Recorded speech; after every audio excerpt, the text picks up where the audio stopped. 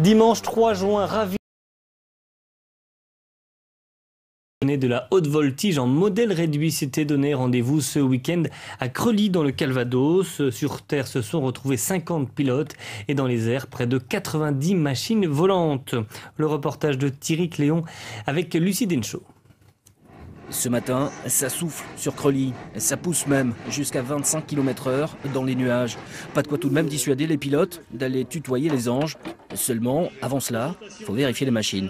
C'est un check un peu comme les vrais, donc là il y a quasiment 6 litres de carburant dedans pour une autonomie de 10 minutes. Donc ça consomme quand même énormément. Donc c'est un des réacteurs qui tourne à 120 000 tours au maximum, minimum 32 000 tours. Et ça a une poussée de 19 kg.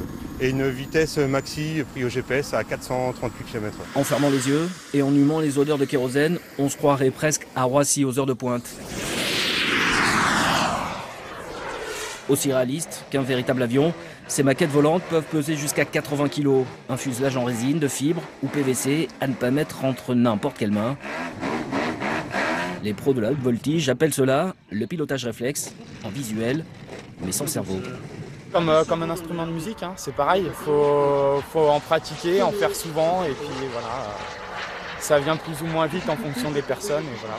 Durant tout ce week-end, la tour de contrôle de l'aéroport de Carpiquet, en relation avec les organisateurs de ce meeting, a autorisé les participants à voler jusqu'à 1200 pieds, soit environ 450 mètres d'altitude. À haut niveau, l'aéromodélisme reste très encadré, puisqu'à partir d'un certain poids, les avions doivent même être agréés par la Direction générale de l'aviation civile. Et le prix, dans tout ça?